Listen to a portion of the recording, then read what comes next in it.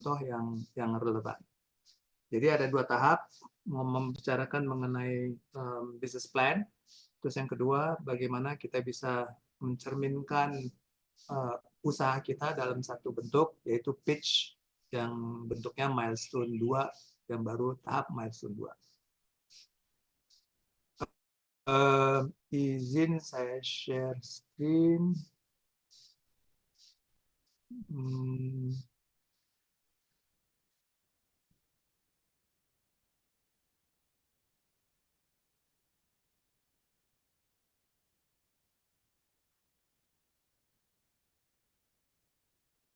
Bentar.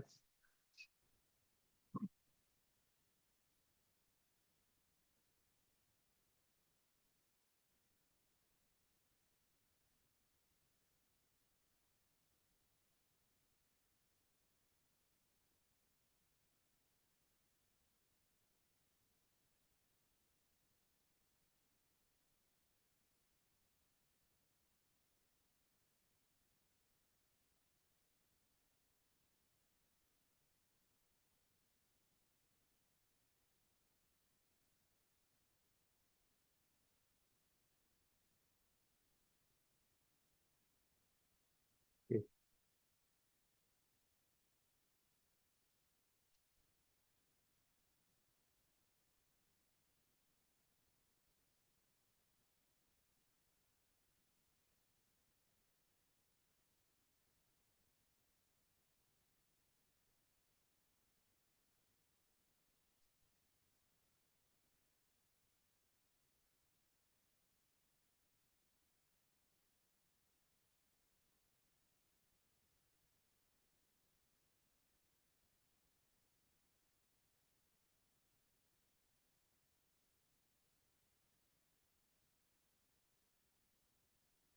Oke, jadi kita sudah di week ke-5.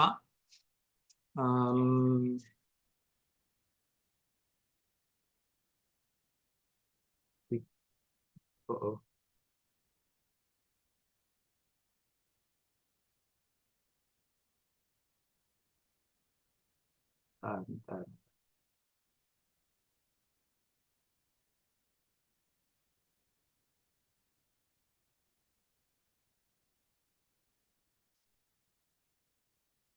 Oke, jadi kita sudah di week ke-5 hari ini. Ini adalah dulu.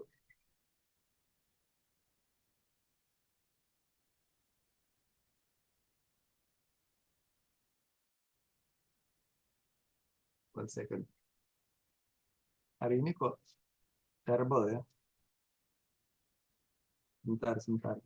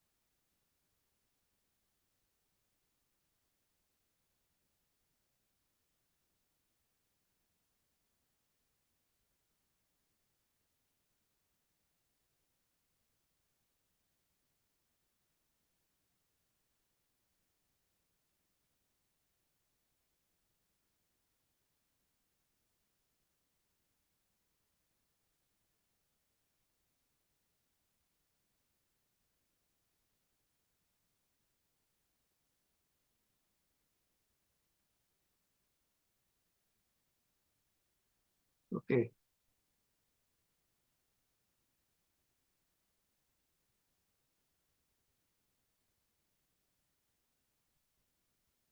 Oke, tadi ada slide yang di unhide, tapi sekarang udah beres ya. Jadi kita di week ke-6 hari ini. perjalanan kita adalah berikut. Jadi kemarin kita sudah milestone 1, dan kemarin kita minggu lalu kita sudah bicarakan competitive advantage. Jadi bagaimana kita tetap relevan kepada customer kita dengan Blue Ocean Strategy, ya. Bagaimana ada hal-hal yang kita menawarkan, yang kita propose ke customer kita, yang kita tingkatkan dan kita create, dan lebih-lebih kita hilangkan kalau dibandingin sama kompetitor, sehingga kompetitor itu bertarung hanya di hal-hal yang sudah ada, walaupun kita sudah create hal-hal penawaran dan offering yang lain. Blue Ocean Strategy, ya. Jadi terapkan dengan produk partisipan di sini dengan matriks yang ada 4 kotak gitu. Hari ini kita mau bicarakan tentang business model. Business model itu sangat penting, part of core of entrepreneurship, ya. Jadi bagaimana mencerminkan kita dengan satu framework, karena kita di sini bekerja dengan framework.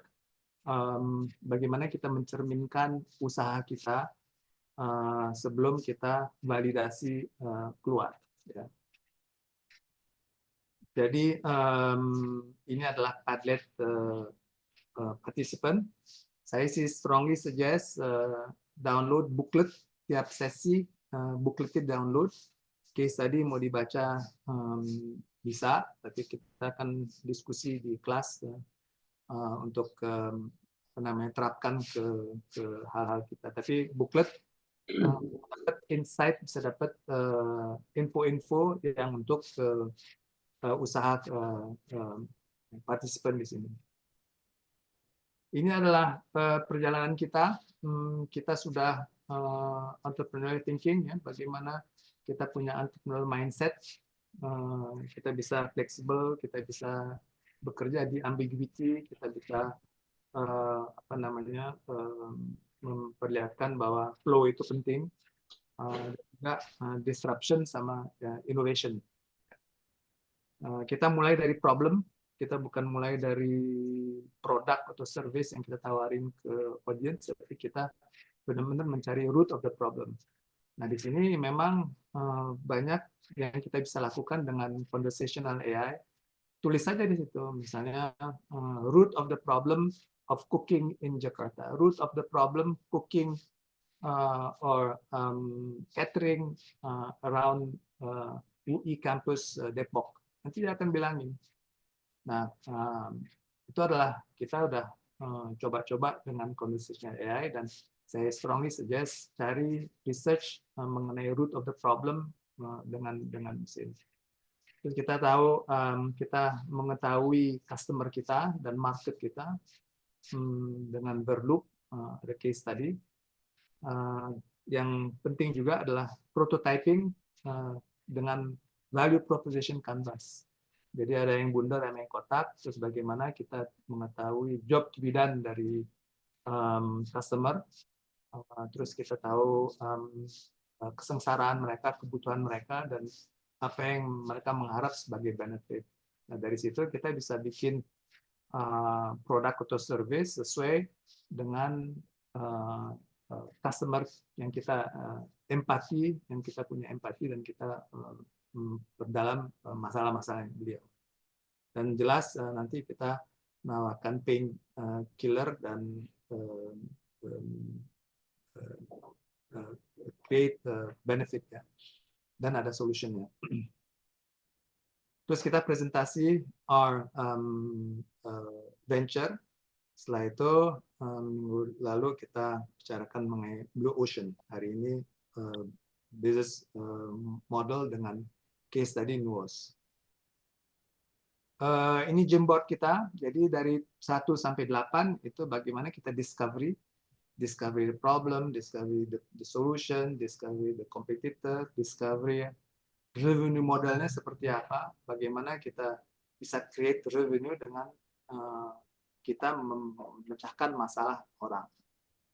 Terus nanti minggu depan kita bikin minimum viable product, sehingga milestone 2 adalah tahap penting dalam entrepreneurship because it's halfway, di mana kita nanti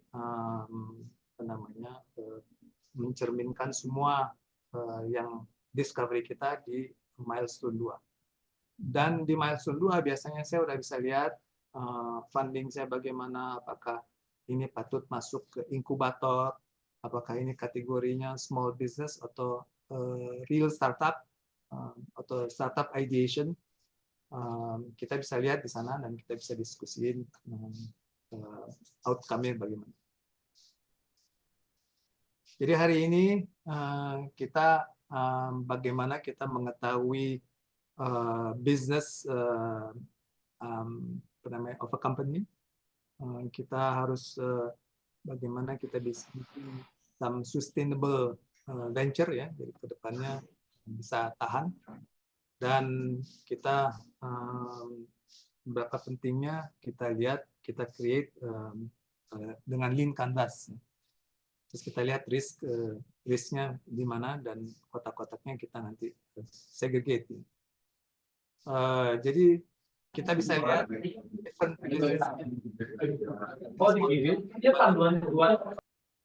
jadi kita bisa lihat tipe-tipe bisnis itu seperti apa, dan nanti kita mengadopsi salah satu sehingga kita bisa bikin lean canvas kita. Ini adalah case study. Seperti biasa, saya nanti akan introduce case study-nya. Yang penting di sini, di case study ini adalah bagaimana orang yang prinsipal dari case study, aktor atau individual atau dari case ini, dia bisa menjalankan bisnis modelnya seperti apa. Jadi case study-nya mengenai ada anak, dia belajar di Amerika, terus dia hardcore elektro ya, engineer, terus dia kerja di big companies di Eropa dan di Amerika. Pada satu saat dia bilang, wah saya mau pulang ke India, karena saya merasa bahwa banyak yang saya bisa lakukan di India. Terus dia create company namanya Nuos. Itu company semulanya untuk mengawasi dari jarak jauh, remote surveillance, sehingga dia menjalankan remote control dari appliance untuk electricity, untuk mengirit electricity. Nah, jadi dia hardcore elektro, terus dia bikin di garasinya dia sort of company. Terus dia namanya Neil Savant. Neil Savant adalah bagaimana dia bisa bikin company dia founder, terus dia home automation ya, jadi pakai handphone, dia remote, pakai IoT dan segala. Jadi ini bagaimana kita mendefinisikan bisnis, dan sustainable business itu kayak apa, dan business model itu yang jenis-jenisnya seperti apa. Seperti Google, sama Facebook, sama Snapchat, itu mereka generate revenue-nya dari advertising. Jadi dari advertising mereka bisa lihat karena mereka kerja sama produk-produk, sehingga mereka bisa kasih data-data dengan platformnya mereka. Nah ini model ad-based business model ya. Walaupun si ChatGPT dengan OpenAI, mereka berdasarkan data. Jadi data itu sangat penting, dan data itu adalah jadi base mereka untuk mereka bisa generate revenue. Walaupun si Nuos itu mirip-mirip Apple, karena si Nuos ini adalah dia jadi dari sekali lagi dari luar, terus dia pulang ke India, terus dari India dia bikin company dari garasinya dia bikin IoT, terus persis ke Apple, terus dia punya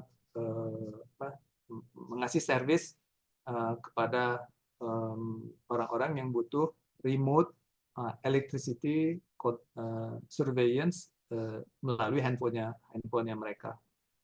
Karena di India ada kota-kota yang lagi naik karena tech industry, jadi anak-anak muda yang techie itu biasanya senang sekali pakai produknya dia. Jadi dia kliennya ada dua, ada tech tech savvy, dan dia ada kontraktor-kontraktor yang bikin rumah di sekitar atau apartemen, sehingga dalam rumahnya mereka itu terintegrasi produknya dia ini. Jadi intinya dia ada dua klien, B2C, business to customer, dan dia business to business, yaitu ke mana, ke kontrak-kontraktornya nanti akan ke B2C. Jadi cara dia komunikasi produknya dia ada dua cara, langsung dan ada cara dengan B. Kalau Apple dia langsung ke consumer melalui toko-tokonya mereka. Jadi kalau misalnya 3 tahun 4 tahun yang lalu, karena case tadinya 3-4 tahun yang lalu dia masih ngurusin remote dari rumah. Jadi customer-nya dia yang minggu 2 minggu lalu kan kita lihat customer dan market ya. Customer-nya dia ya memang di tech industry, orang-orang yang kerja di area situ dan yang lagi berkembang, itu early adopter-nya dia. Terus kemudian juga punya kontraktor. Tapi 3 tahun yang lalu, 4 tahun yang lalu, case tadi ini keluar, sekarang dia udah office automation, which is very smart. Memang office automation bisa di remote, dan untuk save energy atau save nyalain AC-nya, matiin AC-nya, terus atau kontrol-kontrol yang lain. Jadi dia menawarkan service pakai IoT dan software yang dia office automation. Dan not only office automation, dia sekarang masuk ke industrial automation, which is very smart. Jadi case tadi yang dari kemarin-kemarin ini benar-benar visionary ke depan, dan sampai sekarang juga masih up to date. I think participant di sini you can do something like this, yang kecil-kecilan terus lama-lama jadi gede karena ujung-ujungnya dari home automation dia ke office automation and industrial automation. Ya.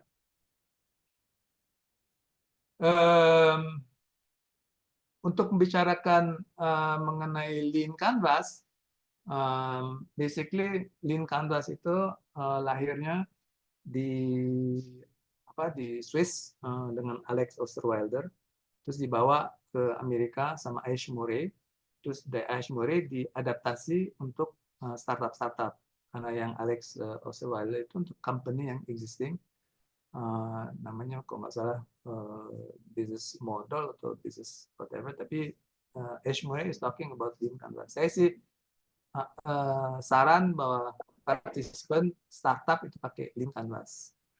Jadi dunia udah berubah.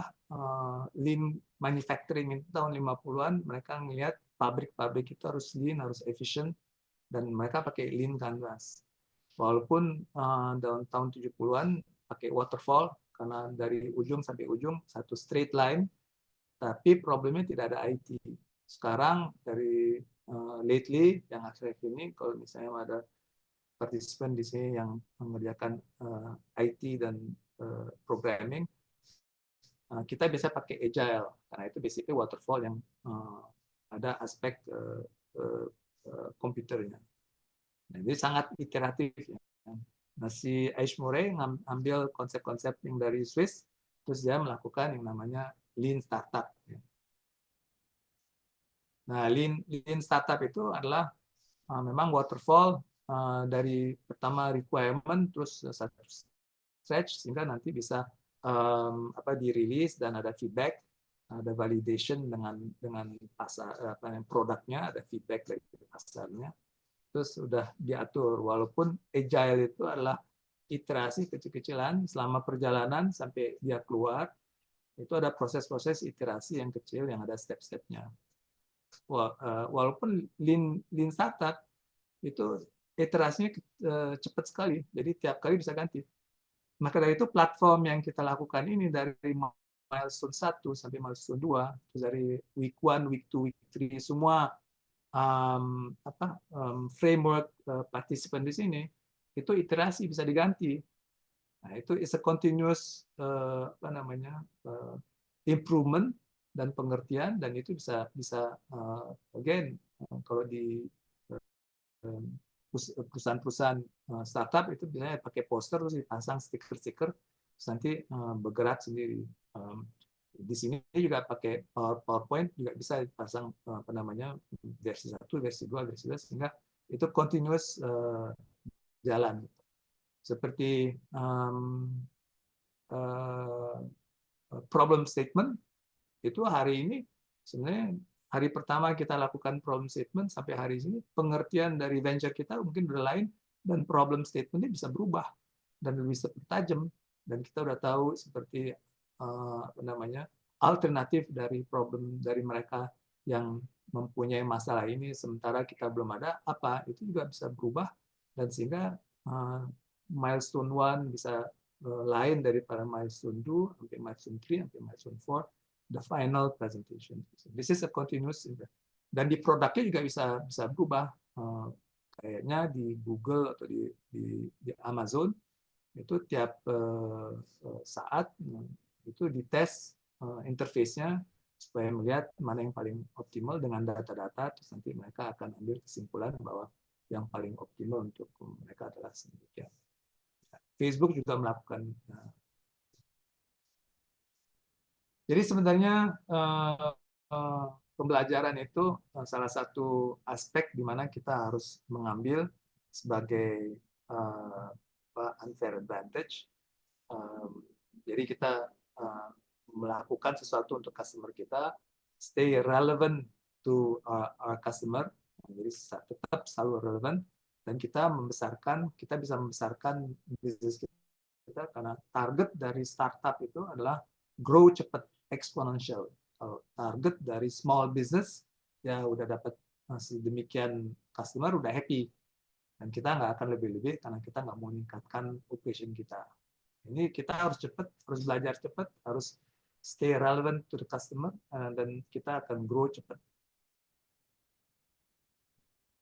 Nah, yang kita tahu seperti saya mungkin partisipan di sini masih ini ya mungkin pernah melakukan business plan ya, that's the old world, the new world, bagaimana mencerminkan usaha kita kayak that guy si Neil ya yang di Nuos dan dia pulang dari Amerika terus dia bikin IoT di garasinya dia terus dia tes terus akhirnya dia mau jual ke B2C, B2B terus dia mikir bagaimana saya bisa menggambarkan usaha saya rather than doing a business plan, bagaimana dia pakai business model dengan 5 kotak yang nanti kita akan ini kita bisa melihat business model seperti apa ya.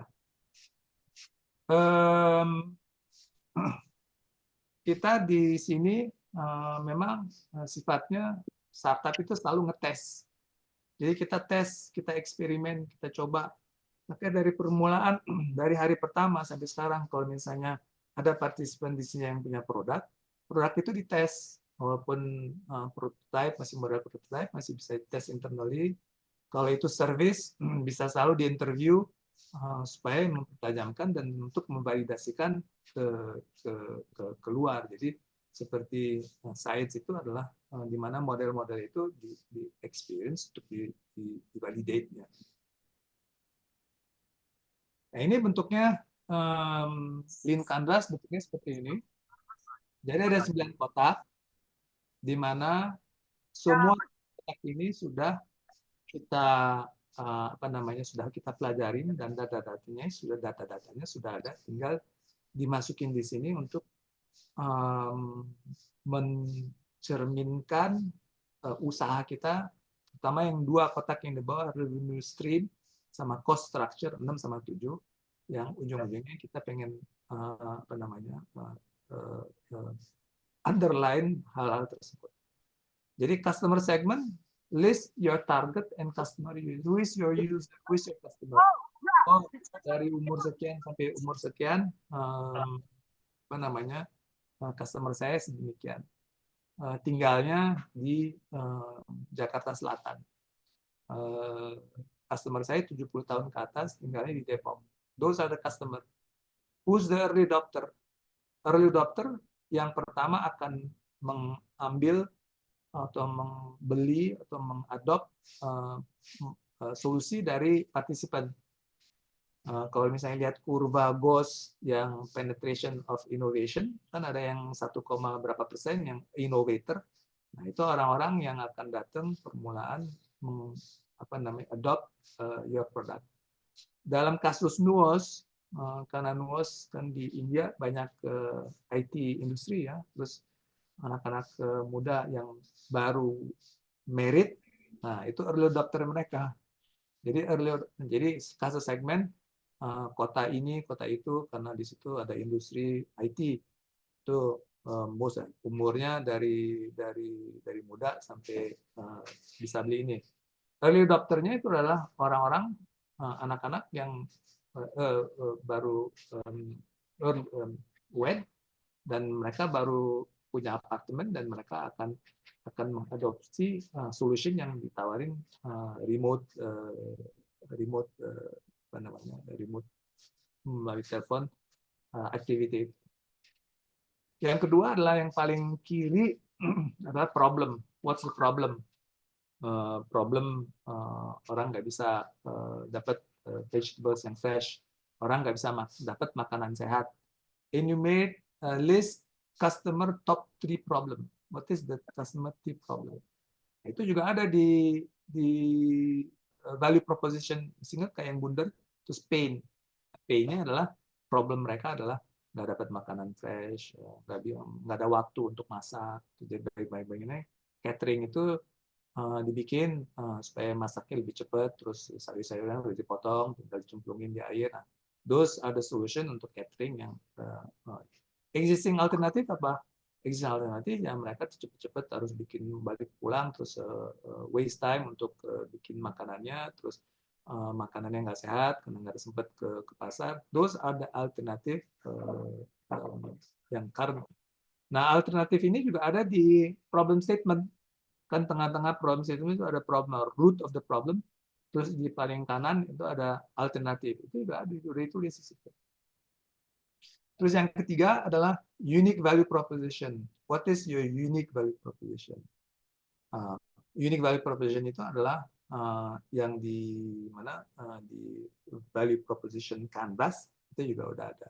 Unique value proposition is I'm going to propose how can we remote all the electronics jarak jauh melalui handphone. Itu adalah unique value proposition. Jadi unique value proposition itu tawaran yang kita sudah kerjakan dengan competitive advantage dengan Blue Ocean. Jadi unique value proposition itu satu nilai yang semua orang nggak punya yang kita tawarkan dan kita taruh 3 bullet points.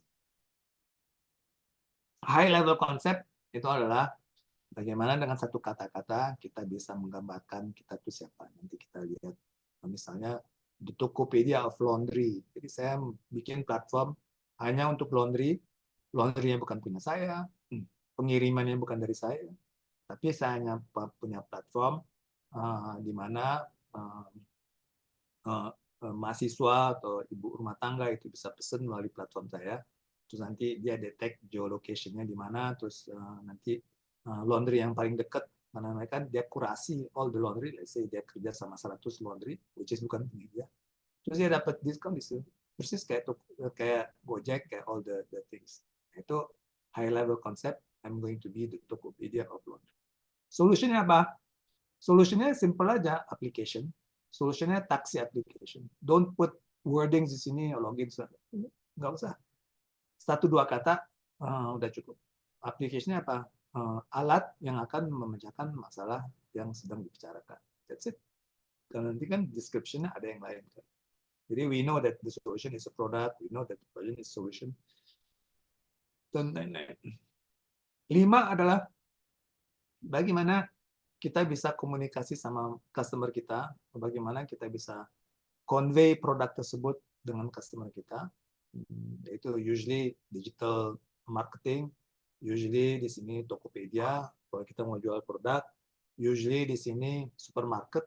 Let's say kita mau bikin popok yang super efficient, yang nggak polluted, yang nggak bikin pollution, yang dari bahan yang new, brand new.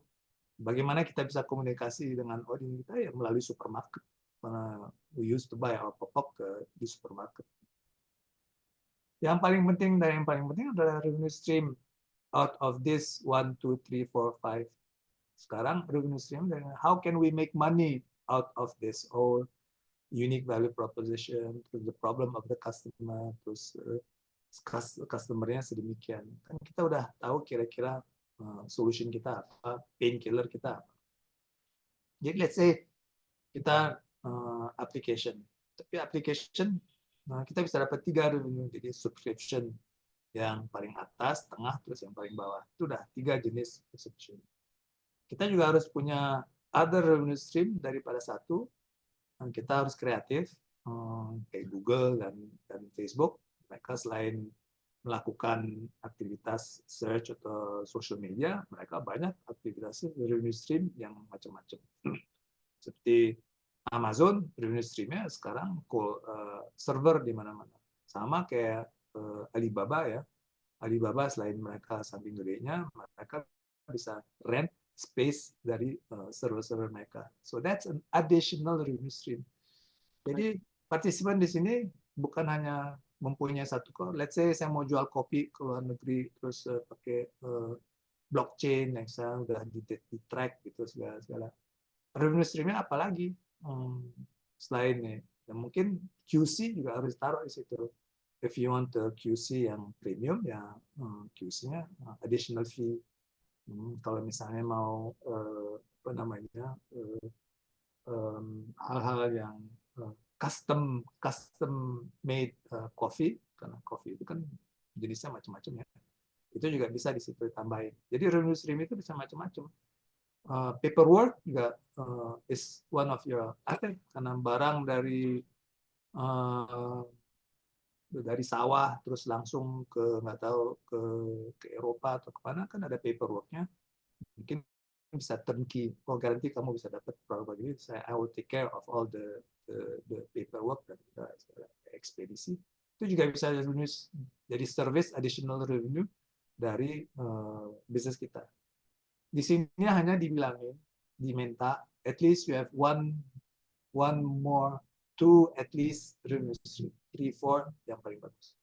Tapi di sini misalnya partisipan bikin web application, terus customer-nya banyak, tapi yang datang ke webnya yang barusan dibikin karena memang ada konten, ada cerita-cerita, itu tambah banyak lagi. Jadi sebenarnya revenue stream bisa dari iklan. Semua web datang kan, tapi kalau misalnya nyari 3, 4, 10 orang, 100 orang per hari datang, it's not worth. Google is not attractive. Tapi kalau webnya besar, karena berdasarkan komunitas misalnya laundry, terus bisa jual iklan di situ. Itu additional revenue. Cost structure itu bagaimana kita mempergunakan pengeluaran kita. Let's say Starbucks itu dia sewa gedung-gedung, terus dia sewa barista. So his cost structure is only 2, labor sama sewa gedung. That's it. Nah, di sini harus ditulis. Karena investor kalau lihat ini, investor yang ngerti, dia lihat 1, 2, 3 value proposition, oh oke banget karena ini nyambung sama problem sama customer-nya. Terus dia lihat solutionnya, wah solutionnya cocok banget nih dengan value proposition. Terus channelnya di mana dia? Terus revenue stream-nya, wah ini ternyata ada 3 revenue stream yang sangat relevan sama value proposition. Lihat cost structure-nya, oh ya ini lebih ke industri. Nah seperti Nuos, karena dia kan modelnya Apple ya, kan dia bikin alat-alat kecil ya dari IoT, terus softwarenya dia juga kembangkan, tapi basically ya shipmentnya adalah alat-alat kecil yang dia pasang-pasang di gedung, pasang-pasang di lampu, etc.